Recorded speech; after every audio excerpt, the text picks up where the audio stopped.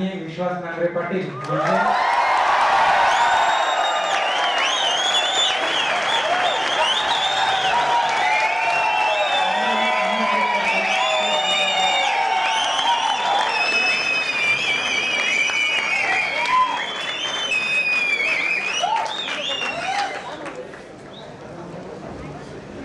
आजच्या विजय सोहळ्याचे अध्यक्ष आदरणीय महेश भागवत सर,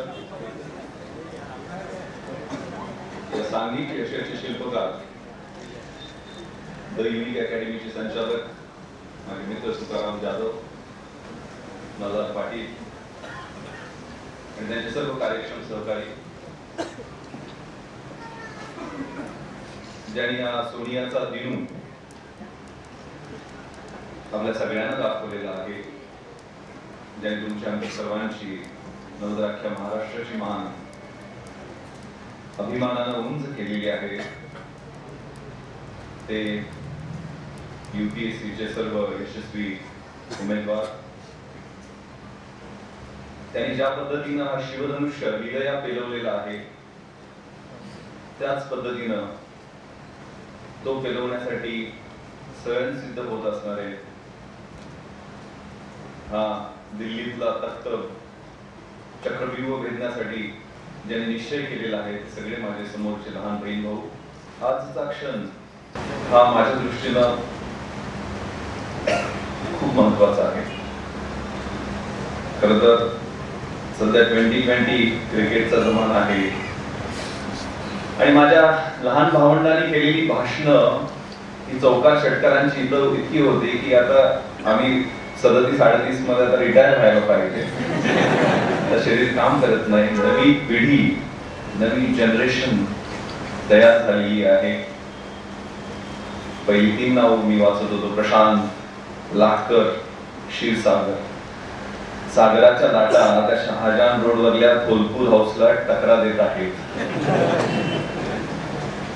आणि महाराष्ट्रातली ही मुलं भविष्य काळासाठी देशातल्या प्रशासनाचं नेतृत्व करतील यात काहीही शंका उरलेली नाही. 1997 ला काही तरुणांनी एक स्वप्न पाहिलं. तुकाराम जाधव, मल्हार पाटील, प्रवीण चव्हाण सर, अनेक बीज एक रोपटं लावलं ज्याचा आज वटवृक्ष झालेला आहे. अनेक रसाळ गोमटी अशी फळं त्याच्यावर लागलेली आहेत. आठवतं माझी 1997 ची बॅच आहे. मला आता 14 वर्ष पूर्ण होत आहेत. पुढच्या आठवड्यात मी DIG होईल. सर ऑलरेडी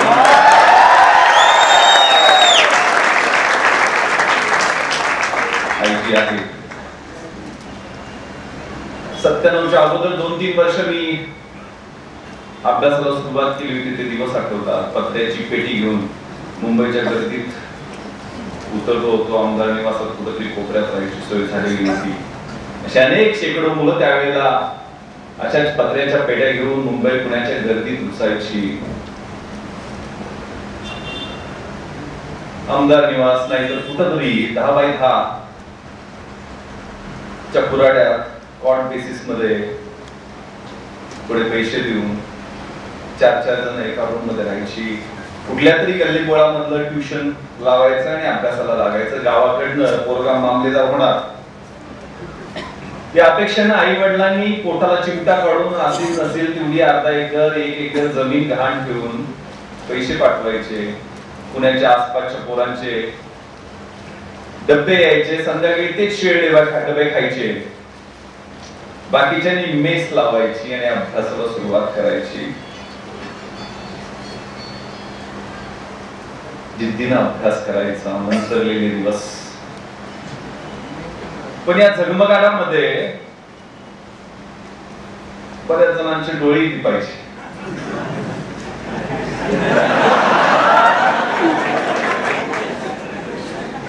बहिणाबाईंनी एक कविता म्हटलेली आहे.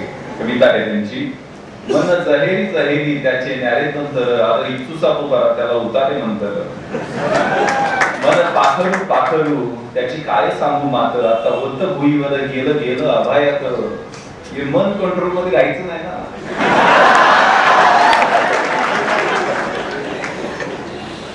मग रस्ता चुकायचा, कुठेतरी भरकटायचा आणि बाहेर काढल्यावर मात्र कुणीच नसायचं. मग बाकी शून्य. तरुणपण घोडचुका करण्यात, प्रौढत्व संघर्ष करण्यात आणि म्हातारपण पश्चाताप करण्यात जायचं.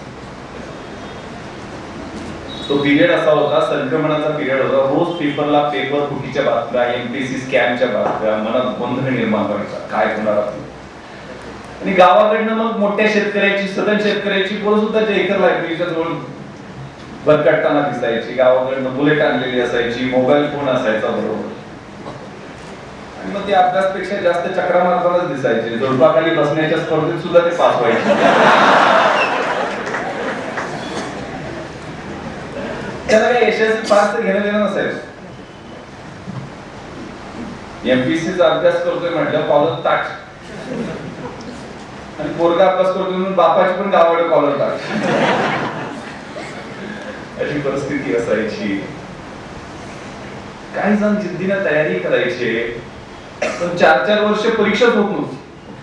त्यामुळे हे कसलेले कष्ट केलेले मल्ल मैदानात उतरल्याशिवाय फेलून जायचे, अशी परिस्थिती असायची. मग गावाकडं तो निगेटिव्ह दृष्टिकोन, सिस्टम विषयीचा संताप घेऊन जायचं, असं त्यावेळेचं साधारण चित्र दिसायचं. आम्ही विनोदाचं म्हणायचो की एमपीएससी करणाऱ्यांच्या 3 कॅटेगरी असतात. एक सेल्फ डिक्लेअर्ड, स्वयंघोषित. दुसरा पब्लिक डिक्लेअर्ड, जनता घोषित. आणि तिसरा म्हणजे एमपीएससी किंवा युपीएससी डिक्लेअर्ड. पहिल्या 2 कॅटेगरीतनं तिसऱ्या कॅटेगरीमध्ये 100तला एखादा पोहोचायचा, साहेब व्हायचा, आमदार खासदारची पोरगी पण मिळायची. मात्र साहेबांच्या प्रायोरिटीज बदलायच्या. मग कधीतरी लायब्ररीत आठवण झाली की आषाढभूतपणे अभ्यास करणाऱ्या ऍस्पायरंट्स बरोबर चहा घ्यायला ते साहेब जायचे. पण आता कॉन्क्रीट काहीच होत नव्हतं, परिस्थिती बदलत नव्हती. मला आठवतं मी पॅरासाइट म्हणून हॉस्टेलला बरेच दिवस त्याच्या एकर लायब्ररीत राहिलोय. रेक्टर ज्या वेळेला चेकिंगला यायचे किंवा लायब्ररीत कार्ड नसताना बसायचो, अभ्यास चोरून अभ्यास करायला लागायचा. आताही 2 पुस्तकं तुमची दिलेली आहेत, कोणते सांगत होतो. चोरून अभ्यास, त्यावेळेला तो नियमासारखं वाटायचं, नियम आलाय का रेक्टर म्हणजे आणि लायब्ररी म्हणजे, अशी परिस्थिती होती. वय वाढायचं, आशा पूजा होत जायचं, म्हातारे आई वडील आठवायचे. पण त्यावेळेला फ्रस्ट्रेशन यायचं. पण गेल्या 14 वर्षांमध्ये परिस्थितीमध्ये जे होकारात्मक, जे विधायक बदल झालेले आहेत, खूप आशादायक आहेत, खूप अभिमान वाटावा असे आहेत. मी गेल्या वर्षी एका मुलाचा सत्कार केलेला होता, बालाजी मंजुळे, सोलापूर जिल्ह्यातला दगड फोडणारा कुटुंबातला तो मुलगा. अपघातात त्याचा एक डोळाही अधू झालेला होता आणि ते भाषणात त्याने काहीतरी म्हटलं की I have lost my one eye but not my right vision.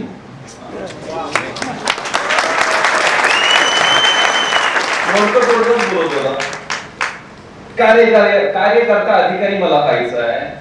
आज इंटेलेक्च्युअल अधिकाऱ्यांची गरज नाही आहे, संवेदनशील अधिकाऱ्यांची आज प्रशासनात गरज आहे. हो, प्रशासन हे परिवर्तनाचं माध्यम आहे. शासकीय सेवा या वाटा आहेत, समाज सेवेच्या वाटा आहेत. आणि ही सगळी ग्रामीण भागातली मुलं शक्तीस्थळ आहेत.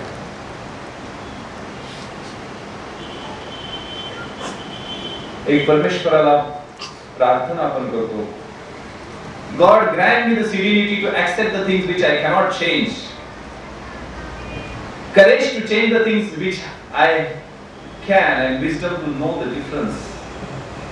परमेश्वरा, ज्या गोष्टी मी बदलू शकत नाहीये ती स्वीकारण्याचं मला सामर्थ्य दे. ज्या बदलू शकतो त्या बदलण्याचं धैर्य मला दे, आणि ज्या बदलू शकत नाही आणि ज्या बदलू शकतो त्या दोन्हीतला फरक ओळखण्याचं शहाणपण दे. बदल हा या प्रशासकीय सेवेचा मूलमंत्र आहे.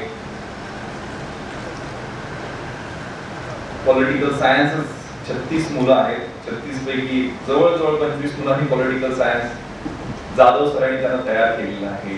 अशा अनेक मुशी आज तयार होत आहेत. आणि उत्तरेतली, दक्षिणेतली, मोलोपाली, महाराष्ट्रातली पोरं मोडत आहेत. 10% 90 मुलं यावेळेला सर्व्हिसेस मध्ये आहेत. दिल्लीत जे सुनं सुनं वाटायचे ते बंद होईल ही निश्चित अपेक्षा करायला हरकत नाही. कारण आयुष्यात महत्वाचं आहे. ते कारण आयुष्याचं कन्सेप्ट क्लिअर असणं, आयुष्य कशासाठी जगायचं, सेवेमध्ये कशासाठी राहायचं, हे खूप महत्वाचं आहे. मी ज्यावेळेला 26/11 हा माझ्या आयुष्यातला परिवर्तन करणारा, मला आतून बाहेरून हलवून हलवून सोडणारा प्रसंग आहे. कारण मला बरेचसे जण म्हणतात की एक रिव्हॉल्वर घेऊन तू आत्महत्या करायला गेला नव्हतास का? पण ती आत्महत्या होती का? किंवा त्यावेळची परिस्थिती काय होती आणि ते युद्ध कशा पद्धतीनं लढलं गेलं हे कुणाच्या समोर आलेलं नाहीये. एक पॅरेग्राफ आहे, मुद्दाम म्हणून मी तो आणलेला आहे. कमिटीचं कन्क्लुजन आहे, जे प्रधान कमिटीनं आमचं 26/11 मध्ये मुंबई पोलिसांचा रोल काय होता, मुंबई पोलीस कशा पद्धतीने लढले त्याच्याबद्दल एक पॅरेग्राफ लिहिलेला, मुद्दाम म्हणून वाचून दाखवतो तुम्हाला की तो आत्महत्येचा प्रकार म्हणून जो चर्चेला गेला त्या पॅरेग्राफ बद्दल त्या कमिटीने लिहिलेला आहे. The committee was greatly impressed with the speed and urgency with which the Mumbai police machinery as a whole reached to unfolding of events at 5 different venues in short span of time. Also, we note with appreciation initiative exhibited by young police officers who led their men in facing the terrorists who showed exemplary courage and enterprise. Amongst them, we would like to mention two in particular: Vishwas Nangre Patil, DCP Zone, and Raj Vardhan, DCP SP2, who tried to ferret out terrorists from within the Heritage Raj. Despite being handicapped, DCP Nangre Patil and Raj Vardhan showed remarkable grit and courage in trying to engage the terrorists from a lower position on the staircase. According to Taj Hotel security manager Sri Kudiyadi, it seemed that one terrorist was injured in the firing by Sri Nangre Patil. हा सांगण्याचा उद्देश स्वतःची पाठ ठोकून घेण्याचा नाहीये, त्याच्या पाठीमागे वेगळा उद्देश आहे. मी जर त्या ताजमध्ये घुसलो नसतो किंवा आतमध्ये जाता आलं नसतं मला, तर मी कदाचित आत्महत्या केली असती. मी माझ्या स्वतःच्या नजरेत उतरलो असतो. आज ही मुलं प्रशासकीय सेवेत जात आहेत आणि तुम्हाला या सेवेमध्ये यायचं आहे, हे अंतर काबीज करायचं आहे. हे एवढ्यासाठी की या देशाला, या समाजाला तुमची गरज आहे. आदिलाबाद जिल्ह्यामध्ये ज्या ठिकाणी गावामध्ये 200 कमांडोज घेऊन घुसलं तरी गोळीबारी करणारे नक्षलवादी असतात, ते निशस्त्र जाणाऱ्या महेश भागवत सरांच्या समोर का हतबल होतात? कारण ते मेटल आतमध्ये आहे, ते करेज, ते ग्रीट, स्वतःचा आत्मविश्वास त्यामध्ये आहे. त्यामुळं सर्व्हिस मध्ये येणं हे एका विशिष्ट उद्देशापायी, एका विशिष्ट ध्येयापायी, ती जी किलिंग इन्स्टिंक्ट तुमच्या आतमध्ये आहे ना, ती खूप महत्वाची आहे. आता खूप त्रास होतो, प्रतिकूल परिस्थिती तुम्ही आहात, तुम्हाला रोज संध्याकाळी वेदना होत आहेत. मलाही ज्यावेळेला JS हॉल समोर अभ्यास करायला जागा पण लायब्ररीत मिळायची नाही, त्यावेळेला समुद्र किनाऱ्यावर जाऊन माझ्या डोळ्यातून अश्रू, संध्याकाळी सूर्याला मी पाहत बसायचो आणि त्याच्यातून काही प्रेरणा घ्यायचा प्रयत्न करायचो. खूप छान 4 ओळी आहे. Winning horse doesn't know why it runs. It runs due to bits and pains. Life is a race. God is your rider. And if you are in bits and pains, it's sure that you are going to win the race. आता तुम्हाला वेदना होत आहे, ज्या परिस्थितीशी तुमचा संघर्ष होतोय, तो संघर्ष तुम्हाला भविष्य काळासाठी सिद्ध करतोय. तुम्ही यशस्वी होणार आहात यात काही शंका नाहीये. आइन्स्टाईनला मिळालेले दिवस, न्यूटनला मिळालेले दिवस, डॉक्टर APJ अब्दुल कलाम सरांना मिळालेले दिवस आणि तुम्हाला मिळालेले दिवस यात काही फरक नाहीये. प्रत्येक क्षणाचा, प्रत्येक तासाचा, प्रत्येक आठवड्याचा, प्रत्येक महिन्याचा विचार करा. एकच मूलमंत्र आहे, कष्ट आणि कष्ट. प्लॅन, इंटेलिजन्स, स्ट्रॅटेजी सगळं फॉलो. एकदा जर तुम्ही 14-15 तास एका खुर्चीला या पोरांसारखे चिकटून बसायला अभ्यास करायला सुरुवात केली, तर तुम्हाला कोणीही रोखू शकत नाहीये.